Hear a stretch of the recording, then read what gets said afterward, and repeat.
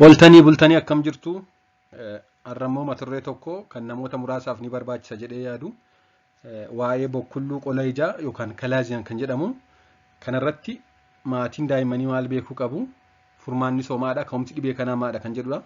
Egaa dhibeen kun akka waan mata dureewwan biroo namootni hedduu barbaaduu dhiisuu danda'u haa ta'u malee namoonni daa'imman isaanii dhibee kana godhatan ni barbaadu. Bokkulluu qola ijaa jechuun dhiitoo qola ijaa irratti ba'u jechuudha. Mee waa'ee kanaa akka armaan gaditti haa kaasnu. Bokkulluu qola ijaa yookaan kalaaziyan kan jennu akkuma suuratti argaa jirtan kana dhiitoo diimatu kan qola ijaa irratti ba'udha.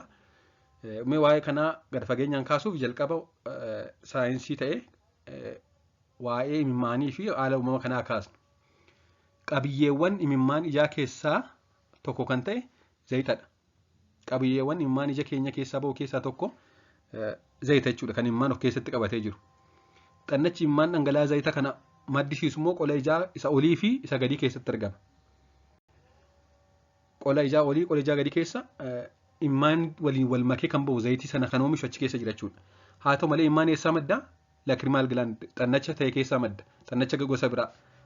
Imimmaan laakrimaal gilaand keessaa ba'e kuni zayita xannacha dhangala'aa zayita kan oomishu kan qola ijaa oliif gadii keessaa ba'u wajjin walitti makameeti imimmaan ta'a jechuudha.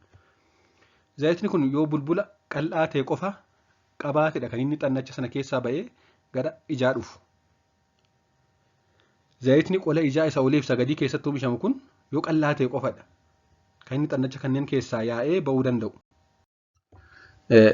Yeroo hedduu dhangala'aa ta'ee kan gara ijaatti dhufu haa ta'u malee namoota tokko biratti haalaa fi adda addummaa qaama namaa irratti hundaa'uudhaan zayitni kun carraa kan taruu yookaan itituu qabaachuu danda'a.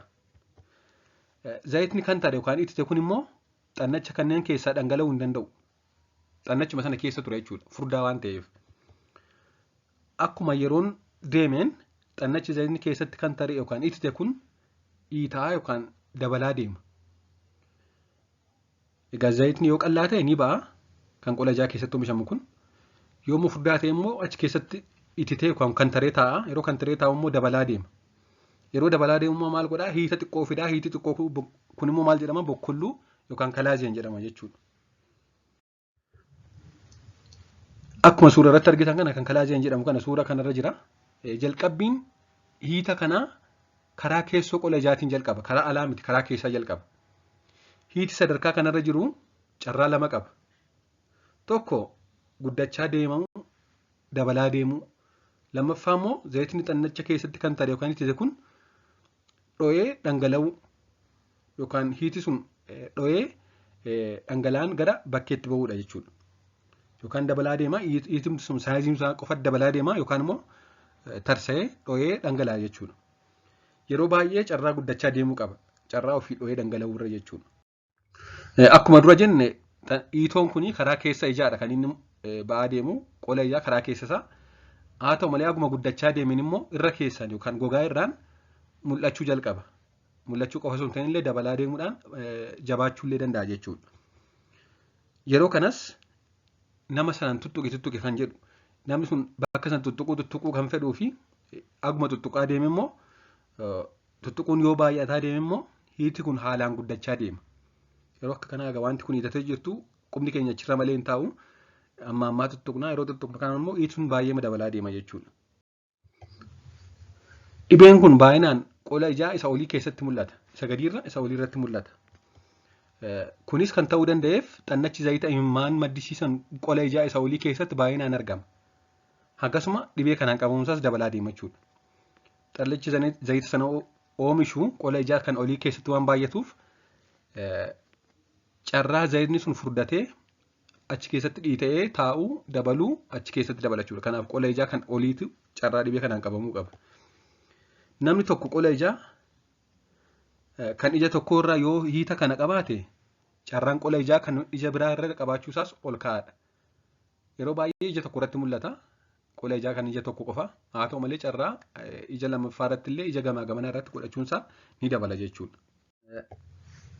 Yoom yaalamuu qaba? Yoom akkamiin yaalamuu danda'a kan jedhuu fi egaa dhibeen kun kana erga ta'e booda yoom yaalamuu qaba? Akkamiin yaalamuu qaba yoo jenne kan jalqabaa bishaan ho'aa fayyadamuun ija ofii dhiquudha. Nyaara ija ofii dhiquu. bishaan ho'aa zayita kan ta'e yookaan hiitite kana baqsuun akka xannacha kanneen keessaa dhangala'u taasisa. Kanaaf egaa bishaan ho'aa ta'een bishaan ho'ina giddu galeessaa qabuun naannoo ija kanaa fuula kan dhiqachuun akka zayinni kun baqee yookaan gara dhangalaatti jijjiirame sana keessaa ba'u taasisa jechuudha. Kun kan ta'uu danda'u hiita baay'ee xiqqoo ta'e qofa yoo ta'edha. Hiiti baay'ee guddaa taanaan kun hojjechuu dhiisuu danda'a jechuudha. Qorichoota tokko tokko fayyadamuu. Kunis hiita baay'ee xiqqoo ta'e qofaaf fayyada. Yeroo hunda erga bishaan ho'aan ija dhiqannee booda qoricha kanaaf mannaa yaalatti kennamu dibachuu yookaan fudhachuun barbaachisaadha. Yoo baay'ee guddaa ta'e immoo ittisummaadha furmaan isaa baqaqsanii baasuudha. Hiiti guddaa ta'ee akkasumas immoo baay'ee jabaatee jira taanaan baqaqsanii yaaluun furmaataadha. Baay'ee guddatee jabaatee jira taanaan zayitiin achi keessa jiru baay'ee tiik ta'ee ititee baay'ee kan taree waan jiruuf bishaaniin salphaatti baquu dhiisuu danda'a. Qorichis kana baasuu dhiisuu waan danda'uuf baqaqsanii baasuun murteessaadha. Baqaqsuun kun kan raawwatamu karaa keessoo qola ijaatiin waan ta'eef homaa godaannisa ijarratti hin fidu. Haa ta'u malee kan kana hojjechuu qabu ispeeshaalistii hakiimii ijaaree jechuudha. Carraa deebi'ee biqiluu yookaan deebi'ee dhufuu ni qabaa jennee yoo ilaalle dhibeen boqqolloo ijaa yookaan boqqolloo qola ijaa yookaan kalaazeen jedhamu kuni hiiti kun yoo ofumaan deebi'ee bade namoota muraasa keessatti carraa deebi'ee bakkuma duraa sanatti biqiluu ni qabaata yoo ofumaan fayyada ta'e. Garuu erga baqaqsanii baafamee booda carraan deebi'ee bakka duraa sanatti biqiluu baay'ee xiqqoodha.